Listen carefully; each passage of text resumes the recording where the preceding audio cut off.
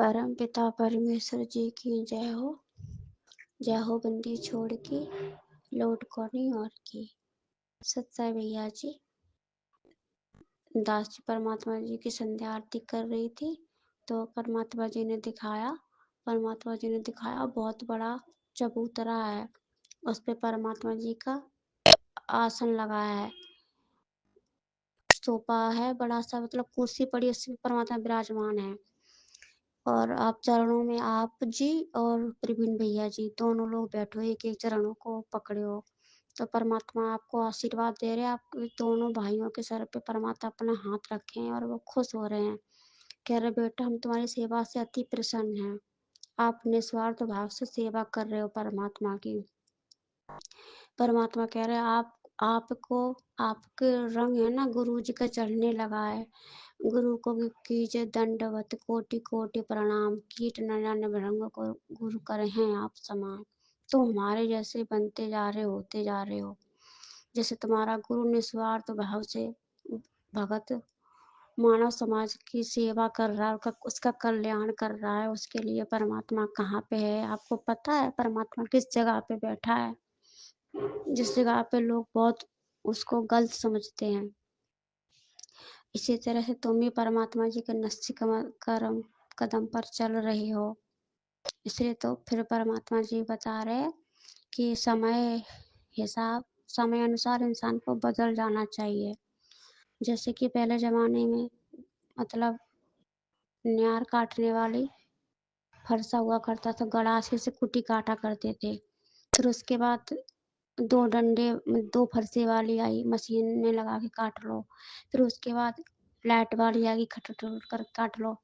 तो जो हमारे दादा परदादा थे वो यही कहा करते थे कि कुटी तो हमारे जमाने में अच्छी थी, मतलब हम जिस तरह से काटते उसी को मानते। तो परमात्मा जी कह रहे जिस तरह से मतलब प्रवीण भैया जो कर रहे हैं अच्छा कर रहे हैं, मतलब इनको मुंह तोड़ जवाब देना, कोर्ट के सामने इस तरह के सवाल उठाना, सवाल करना, फिर ये कैसे जवाब देंगे, तो सही कर रहा है। समय हिसाब इंसान को बदल जाना चाहिए, जो ये मतलब कर रहा है अच्छा कर रहा है। फिर परमात्मा जी ने दिखाया जो भी 5 से नामदान केंद्र हैं सब में परमात्मा जी ने ताला लगवा दिया, सरकार ने सबको सील कर दिया। तो फिर वो जो भगत भाई थे मैनेजमेंट वाले, वो सब अपने घर में बैठ के भक्ति कर रहे हैं। तो परमात्मा कह रहे हैं जब घी सीधी उंगली से ना निकले तो टेढ़ी कर लेनी चाहिए, और ना रहेगा बांस ना बजेगी बांसुरी, ना रहेंगे आश्रम ना ये भगत समाज आएगा। क्योंकि कुछ जो छोटे बच्चे हैं उनको बात समझ में नहीं आती, उनको जब तक उनके थप्पड़ ना मारो तब तक वो समझते नहीं। इसी तरह से भगत समाज है, गूंगा बहरा है, इसको समझ में नहीं आती है ज्ञान की बातें, ज्ञान आधार से नहीं चलता, जो भाई बहनों से ज्ञान आधार से बताते उसकी भी नहीं मानते। इसलिए इनके लिए अब यही उपाय है कि ये ना रहेगी बांस ना बजेगी बांसुरी, इसलिए घर में बैठ के भक्ति करो। जब आश्रम ही नहीं रहेंगे तो जाएंगे कहाँ से? खुद में खुद थक हार के घर बैठ के भक्ति करेंगे। फिर परमात्मा जी बता रहे जैसे कि एक बार गुरु नानक जी गए थे और अपनी शिष्या से मिलने, उस बुढ़िया के पास गाय थी, बस जब भी बैठती तो अपनी गाय की तारीफ करती, गाय ऐसी गाय वैसी गाय, ये करती, मतलब परमात्मा का गुणगान उसने कम किया, गाय का गुणगान ज्यादा किया। जब वो वहां से चले तो उन्होंने नानक जी ने उनको कहा कि तेरी गाय मरी हो। फिर जब वो दोबारा गए तो फिर उन्होंने उस बुढ़िया ने कहा कि हे गुरुदेव आपने बड़ा अच्छा किया, आपने आशीर्वाद दिया, नहीं तो गाय तो नहीं पर बुढ़िया जरूर मर जाती, क्योंकि भक्ति कर ही नहीं पा रही थी, सारा दिन उस गाय में लगी रहते थे। इसी तरह से मैनेजमेंट वाले भाई बहन एक गाय की तरह उसमें आश्रम में जा जाके ईंट पत्थर ढोना, भक्ति तो नाय मात्र की नहीं, अंश मात्र इनके अंदर भक्ति नहीं, बस उसी में लगे रहना। इनको ये लग रहा है कि हम ईंट पत्थर ढो ढो के सेवा कर रहे हैं, पर ये कुछ नहीं कर रहे। ईंट पत्थरों से भगवान नहीं मिलते हैं, भगवान मिलेंगे सेवा सुमरन आधीनी और मर्यादा में रह के भक्ति करने से।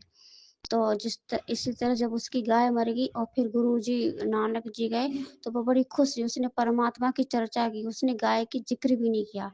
इसी तरह से मैनेजमेंट वाले जब भी हो किसी भाई बहन को कमेंट्स करेंगे जो सच के रास्ते पे चल रहा है, सच्चाई को सामने ला रहा है, उजागर कर रहा है, जो इतनी आसान ये पीड़ा सह रहा है उन भाई बहनों के लिए तो वो बस यही करेंगे मैनेजमेंट बहुत अच्छा है, मैनेजमेंट ये मतलब सारा दिन गुणगान उस मैनेजमेंट के, हमारे मैनेजमेंट में परमात्मा संत रामपाल जी ने ये कर दिया, वो कर दिया। चाहे इनको इनको पता है कि तुम्हारे परमात्मा ने कर दिया है, तुम्हें ज्ञान आधार है, तुम्हारे परमात्मा ने सत्संगों में कभी बताया ही नहीं।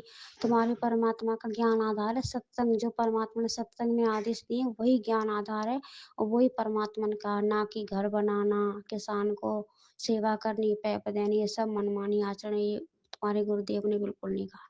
तो जब ये आश्रम नहीं रहेंगे तो उस बुढ़िया की तरह बैठ के घर में भक्ति करेंगे। जब भक्ति करेंगे कुछ समय के बाद इन्हें पता चलेगा कि परमात्मा ने बड़ा अच्छा किया, परमात्मा का कोटि कोटि शुक्रिया, कोटि कोटि धन्यवाद।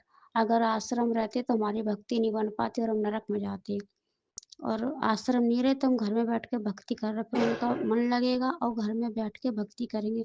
जिस तरह से बुढ़िया की गाय मर गई फिर उसने जिक्र नहीं किया और अपने गुरुदेव से खूब खुश हुई।